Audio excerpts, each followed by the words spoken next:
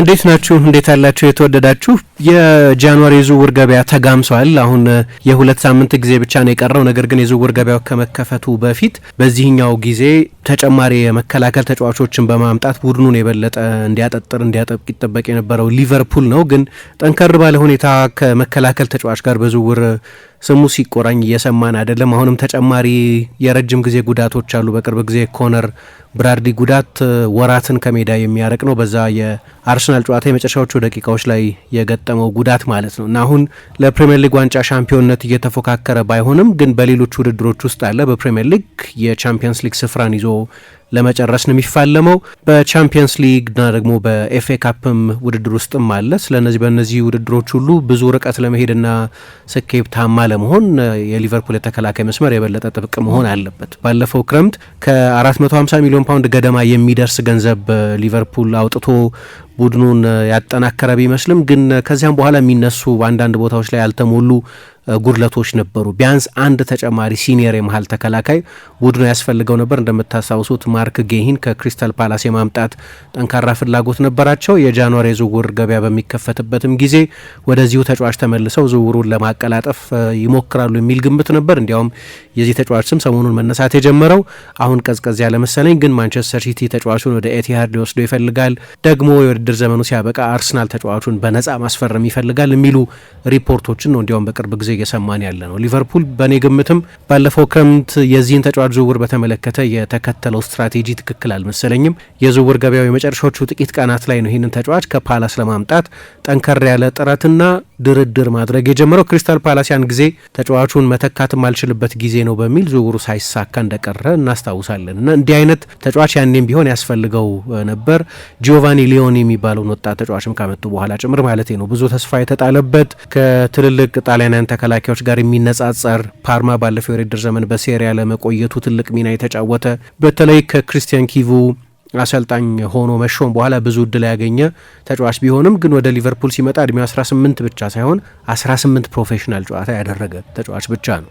ብዙ ልምድ የሌለው ትልቅ ፖቴንሻል ትልቅ ተሰጥኦ ቢሆንም ግን ብዙ ልምድ የሌለው ተጫዋች፣ ሊግ የቀየረ ሀገር የቀየረ አዲስ ቋንቋ፣ አዲስ የአየር ጠባይ፣ አዲስ የእግር ኳስ ባህል መላመድ የነበረበት ተጫዋች ስለሆነ የሊቨርፑልን የተከላካይ መስመር ችግር በዚሁ ተጫዋች ቀርፈዋለሁ ብሎ ማመን መጀመሪያም ትክክል አይደለም። የበለጠ እንደው ለወደፊቱ እንደሚፈርም አይነት ተጫዋች አድርጎ መቁጠር ያስፈልግ ነበር። ተጫዋቹም እንዲያውም ለተጨማሪ 1 ዓመት በውሰት በዛው በጣሊያን ይቆያል የሚል ግምት ነው መጀመሪያ አካባቢ የነበረው። መጣ ግን እንዳለመታደል ሆኖ ምንም እንኳ በመጀመሪያዎቹ በተሰለፈባቸው ጥቂት ጨዋታዎች ላይ ተስፋውን ማየት ቢቻልም ነገር ግን እሱን ያንን ቀዳዳ ሙላ ብሎ መጠየቅም ከበድ ያለ ጥያቄን አንድ 18 ዓመት ልጅ ብዙ ልምድ የሌለውን ተጫዋች መጠየቅ ነው። ስለዚህ ባለፈው ክረምትም ተጨማሪ ተከላካይ ተጫዋች ማምጣት እንደነበረበት ለሁሉም ሰው ግልጽ ነው፣ ለሊቨርፑል ደጋፊዎችም፣ ለሁሉም እግር ኳስን ለሚታዘብ ለሚከታተልም ሰው። ጆ ጎሜዝ ደግሞ ያው የጉዳት ችግር አለበት። ሁለተኛ አሰልጣኞች በቅርብ ዓመታት የሚያዩት በመሀል ተከላካይና በቀኝ ተከላካይ መሀል እንዳለ አንድ አማራጭ እንጂ እንደ ፉል ታይም የመሀል ተከላካይ መቁጠርም የተተወ ይመስላል። በየክረምቱ ከሊቨርፑል ሊለቅ ይችላልም ሲባል የቆየ ተጫዋች ነው እና ኢብራሂማ ኮናቴ ደግሞ ቡድን ውስጥ ያለው ተጫዋች ያው አሁን ሰሞኑን በቡድኑ በኩል ከኋላ የበለጠ ጠበቅ እያለ መጥቷል። ሊቨርፑል አሰልጣኙ አንዳንድ የማጥቃት የኮምፕሮማይዞችን ካደረጉ በኋላ ግን አስቸጋሪ ውድድር ዘመን እያሳለፈ እንደነበር ግልጽ ነው። የእሱ ፎርምም የእሱ ፊትነስም አጠያቂ ነው። እንደምታውቁት ባለፈው የውድድር ዘመን ነው እንዲያውም በተሟላ ሁኔታ ጉዳት ብዙ ሳይነካው የውድድር ዘመኑን ያሳለፈው በመሀል 1 ወር ወይ 3 ሳምንት ገደማ በጉዳት ከሜዳ ከመራቁ በስተቀር ግን ከላይፕዚግ ተጫዋችነቱ ጀምሮ ወደ ሊቨርፑልም ከመጣበት ጊዜ ጀምሮ ትልቅ ተከላካይ እንደሆነ ቢታወቅም ግን ጉዳት ብዙ ጊዜ የሚፈትነው ተጫዋች ነው። የፊትነስም የፎርምም ችግር ያለበት ተጫዋች ነው። ግን ይሄ የሊቨርፑል ወደ ግማሽ ቢሊዮን ዩሮ ገደማ ወጥቶበት ከፈረሙት ተጫዋቾች ባሻገር የመከላከሉ ቦታ ብቻ ሳይሆን ከፊትም ችግር ነበረበት። ሊቨርፑል 300 ሚሊዮን ፓውንድ ገደማ የሚሆነው ለማጥቃት ተጫዋቾች ነው ያወጣው፣ ለአሌክሳንደር ኢሳቅ፣ ለፍሎሪያን ቪርትዝ። ሁለቱም በተለያየ ጊዜ የብሪታንያን የዝውውር ሬከርድ አሻሽለው የመጡ ተጫዋቾች ናቸው። እዚያው ላይ ከፍራንክፉርት ኡጎ ኤኪቲኬንም አምጥተዋል። እንደዚያም ሆኖ አሁን በቀደም የአርሰናል ጨዋታ ላይ እንዳየነው ከ2 ከ3 ጉዳቶች በኋላ በጣም የሚሳሳ ቤንች ኖሮታል። ምክንያቱም ተጫዋቾቹ ምንድነው ሃይ ኳሊቲ አኩዚሽንስ የሚባሉ ከፍተኛ ገንዘብ የወጣባቸው እና በጣም አስደናቂ ዓመታትን በነበሩባቸው ክለቦች ያሳለፉ ተጫዋቾች ቢሆኑም ከዴብዝ አንጻር ግን ሊቨርፑል ብዙ ተጫዋቾችን አጥቷል። ባለፈው ክረምት በጣም አሳዛኙ ትራጀዲ ዲዮጎ ጆታ ቢሆንም ግን ደግሞ ሉዊስ ዲያዝም ለቋል። ዳርዊን ኑኔዝም ከክለቡ መልቀቅ አንድ ነገር ነው። እነዚህ ሁሉ ደግሞ የቡድኑን ጥልቀት የበለጠ ያሳሱ ውሳኔዎች ነበሩ። ስለዚህ በዛው ልክ ዴብዝ መጨመር ያስፈልግ ነበር። ለምሳሌ በግራ ክንፍ ተጫዋችነት አሁን ኮነር ማነው ኮዲ ጋክፖ ብቻ ነው የቀረው። እሱ ደግሞ ሲጎዳ ሌላ ሁነኛ አማራጭ ስለሌለ ሌላ ተጫዋችን አንዳንድ ጊዜ እንደ ፍሎሪያን ቪርትዝ አይነት ንጹህ የክንፍ ተጫዋች ያልሆነውን ተጫዋች ወደ ክንፍ ማውጣትን ጭምር እንደ መፍትሄ ለመውሰድ ይገደድ ነበር። ሪዮን ጋሞሃ ወጣት ነው በጣም። እሱም ቅድም ስለ ጂዮቫኒ ሊዮኒ እንዳልኩት የሊቨርፑል የማጥቃት ችግር ሁሉ በ17 ዓመቱ እንዲፈታ መጠየቅ ስትራች ነው። ለዚህ ነው ባለፈው ክረምትም በማጥቃቱም በኩል የዴብዝ ዝውውሮች አይደሉም አንዳንዶቹ ዝውውሮች በጣም ትልቅ ኳሊቲ ባለፈው ሳነሳ እንደነበረ የብላክባስተር የሚባሉ በጣም ብዙ ትኩረታችንን የሳቡ ዝውውሮች ነበሩ እንጂ ከቡድን ጥልቀት አንጻር ግን ያንን የቡድኑን ጥልቀት በተገቢ ሁኔታ ለአራት ውድድሮች እንዲዘጋጅ ሆኖ የተሰራ የማጥቃት ዲፓርትመንት ነው ማለት አይቻልም። ስለዚህ እዛም ቦታ ላይ ጥያቄ አለ። በእርግጥ አሁን ደግሞ የረጅም ጊዜ ሞሐመድ ሳላህን ተተኪ ማግኘትም ጥያቄ አለ። እንደምታውቁት ባለፈው ክረምት ሊለቅ ተቃርቦ ነበር። ተጫዋቹ በሊቨርፑል ሊሳካልኝ ይገባል የሚል እልህ ስላለው እንጂ ሊለቅ ወደ ጣሊያን ሊመለስ ይችላል ሲባል ነበር። ፌዴሪኮ ኪየሳን ማለት ነው። አሰልጣኝ አርነ ስሎት በዚህ ተጫዋች ላይ ቢያንስ ጨዋታዎችን እንዲጀምር የሚያምኑበት አይመስልም። እንዲያውም ሌሎች አማራጮች ቢኖሯቸውማ ባለፈው የውድድር ዘመን እንዳየነው ተጫዋቹን ቀይሮ የማስገባትም ትልቅ ፍላጎት ያለ አይመስልም። አሁን የአማራጭ ማነስም አንድ ጠንካራ ምክንያት እንዳላቸው ማሰብ ፈልጋለሁ። እኔ ሲጫወት በተጫወተ ቁጥር በታላቅ ፍላጎት በጨዋታውን ለመቀየር ባለ ወኔ ወደ ሜዳ የሚገባ ተጫዋች እንደሆነ ነው የማየው እና ኳሊቲም ተጫዋች ነው። እንግዲህ ከጣሊያን ብሔራዊ ቡድን ጋር የአውሮፓ ዋንጫ ያሸነፈ በፊዮረንቲና በዩቬንቱስም በጣም ጥሩ ተጫዋች የነበረ ነው። ግን አሰልጣኙ መቼስ የቪዥዋል ኦብዘርቬሽን አላቸው። ልምምድ ሜዳ ላይ ተጫዋቹን ያዩታል። የተጫዋቹን የፊትነስ ደረጃ 90 ደቂቃ ለማጫወት 45 ደቂቃ ለማጫወት 60 ደቂቃ ለማጫወት የሚሆን ፊትነስ የለውም የሚል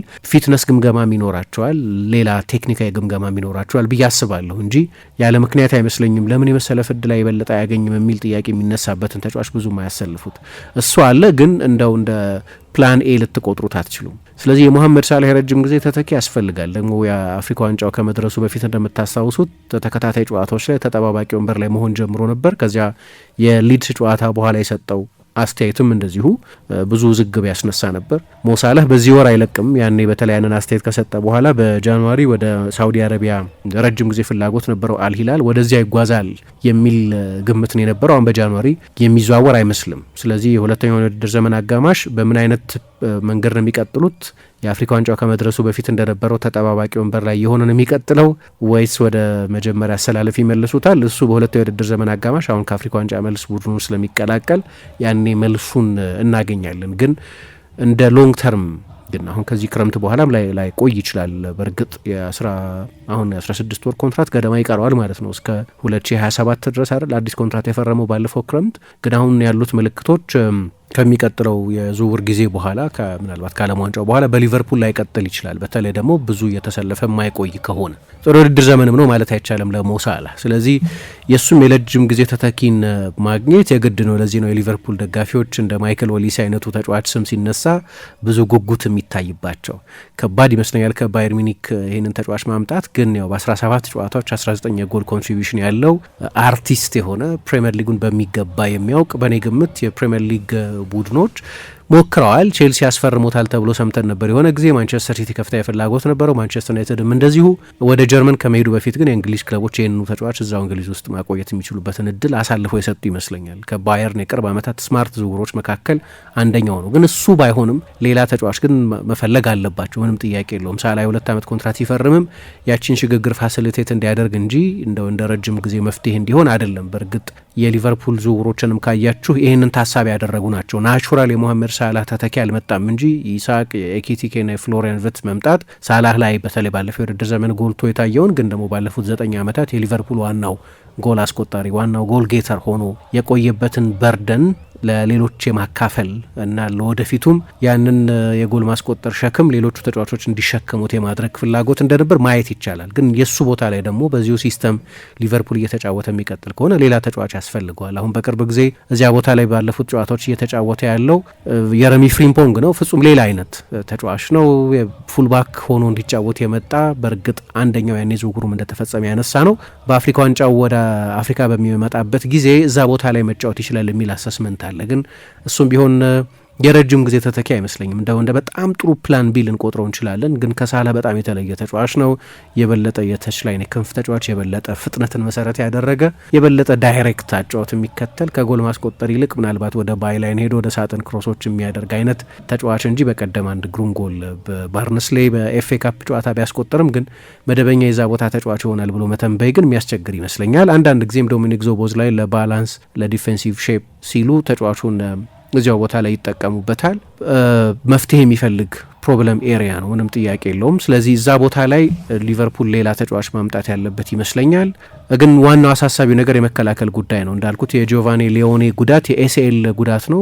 የሳውዝሃምፕተን ጨዋታ ላይ በካራባው ካፕ የገጠመው ነው። እስከ ሲዝኑ መጨረሻ ድረስ ከሜዳ ያርቀዋል። የብራድሊም ጉዳት ሲግኒፊካንት ተብሎ የተጠቀሰ እና የቀዶ ሕክምና ያስፈለገው ነው። የጎሜዝም እንደዚሁ ብዙ ጉዳቶች በዚህ ውድድር ዘመን ፈትኖታል። ፍሪምፖንግም ቅድም ያነሳሁት ፍሪምፖንግም በጉዳት ምክንያት ብዙ ሲቸገር ያሳለፈ ተጫዋች ነው። ካልቪን ራምሲ የሚባል ተጫዋች አለ። እሱን ብዙ የሚያምኑበት አይመስሉም አሰልጣኙ። ስለዚህ እነዚህ ቦታዎች ላይ ተጨማሪ ተጫዋቾችን የግድ ማምጣት አለበት። በዚህኛው የዝውውር ጊዜም ባይሆን ግን በሚቀጥለው ክረምት። ችግሩ ግን ይሄኛውን የውድድር ዘመን ሳልቬጀብል ነው። ይሄኛው የውድድር ዘመን የፕሪሚየር ሊግ ሻምፒዮን ባይሆንም ግን ለሌሎች ድሎች እየገሰገሰ ያለ ነው። ስለዚህ በሁለቱ የውድድር ዘመን አጋማሽ ተጫዋች ካላመጡ ድረስ ዞቦዝላይን ብዙ ጊዜ በቀኝ ተከላካይነት ለመጠቀም ሊገደዱ ይችላሉ ማለት ነው። ከርትስ ጆንስ እዛ ቦታ ላይ ተሞክሮ ያውቃል። ከዚህ በፊት እዛ ቦታ ላይ ሲጫወት ልናየው እንችላለን ማለት ነው። በመሀል ተከላካይነት ቦታ ቨርጂል ቫንዳይክ 34 ዓመቱ ነው። ኢብራሂማ ኮናቴ ሁሌ የሚጀምር ቢሆንም ግን በፊትነሱ ሲዝኑን በሙሉ ምንም እንከን ሳይገጥመው ይዘልቃል ብሎ ለመተማመን ስለሚያስቸግር ምናልባት ዋታሩ ኤንዶን ወይም ራያን ክራፈንበርግን እዛ ቦታ ላይ ማጫወት አለባቸው ማለት ነው። የዚህን ተጫዋች ፊትነስና የሎድ ማኔጅመንት ጉዳይ የበለጠ ትኩረት መስጠት ስለሚያስፈልጋቸው ሊቨርፑል በጠቅላላው እንደ አጭር ጊዜ መፍትሄ በጃንዋሪ ተጫዋች የማምጣት ልማድ ያለው አይደለም። ነገር ግን አሁን ያለበት ሁኔታ እንደ አኖማሊ ነው። ከዚህ በፊት እንደ ፖሊሲ ባይከተሉትም ግን አንዳንዶቹ ሁኔታዎች የግድ በአስገዳጅ ሁኔታ ወደ ገበያ እንዲገቡ የሚገፏቸው ናቸው። ለቶፕ ፎር እየተፎካከሩ ነው። በሌሎች የካፕ ኮምፒቲሽንስ አሉ፣ በቻምፒየንስ ሊግና በፕሪሚየር ሊግ። ግን ለምሳሌ በትልቅ የቻምፒየንስ ሊግ ጨዋታ ላይ ዞቦዝላይን የቀይ መስመር ተከላካይ፣ ክራፈንበርግን የመሀል ተከላካይ አድርጋችሁ መጫወት የምትፈልጉ አይመስለኝም። አንደኛ የዛ ቦታ ስፔሻሊስቶች አይደሉ፣ ሁለተኛ ለቡድኑ ብዙ ከሚጠቅሙበት ቦታ ታፈናቅሏቸዋላችሁ ማለት ነው። ዞቦዝላይ ከሶስቱ አማካዮች አንዱ በማይሆንበት ጊዜ ሊቨርፑል የፕሬሲንግ ኢንቴንሲቲ ተመሳሳይ ሊሆን አይችልም። ክራፈንበርግ 6 ቁጥር ሆኖ ማይጫወት ከሆነ ሊቨርፑል በተመሳሳይ ሁኔታ ጨዋታ መቆጣጠር አይችልም። ስለዚህ እነዚህ ተጫዋቾች በቀኝ መስመር ተከላካይነትና በመሀል ተከላካይነት ባለሟሎች አለመሆናቸው ብቻ ሳይሆን ነገር ግን ከሚያሳጡትም ከቦታቸው አፈናቅላችሁ በምታመጧቸው ጊዜ የሚያሳጡትም ነገር አለ። አስታውሳለሁ 2021 የውድድር ዘመን ላይ መሀል ተከላካዮቻቸውን በጉዳት ባጡ ጊዜ አሰልጣኝ የርገን ክሎፕ ፋቢኞንና ጆርዳን ሄንደርሰንን ሁለት የመሀል ተከላካዮች ያደረጉት። አሁን የመሀል ተከላካዮች ሆኖ ሲጫወቱ አንደኛ ስፔሻሊስት የመሀል ተከላካዮች አይደሉም። አንዱ ችግር እሱ ነው። ሁለተኛው ችግር ደግሞ እነዚህን ተጫዋቾች ከጨዋታው ልብ ትወስዷቸው አላችሁ ማለት ነው። ከአማካይነት ቦታ ቡድኑን የበለጠ ከሚጠቅሙበት የነሱ ስፔሻሊዝም ከሆነ ቦታ ታነሷቸው አላችሁ ማለት ነው። እሱ ይመስለኛል ትልቁ ችግር። ለዚህ ነው ጃንዋሪ ላይ ቢያንስ እንደው ለአጭር ጊዜ መፍትሄ ተጫዋች ማስፈረም አይገባውም ወይ የሚል ጥያቄ እንድናነሳ የሚያደርገው። ባለፈውም የዝውውር ጊዜ ኢግኖር የተደረጉ አንዳንድ ዲፓርትመንቶች ስላሉ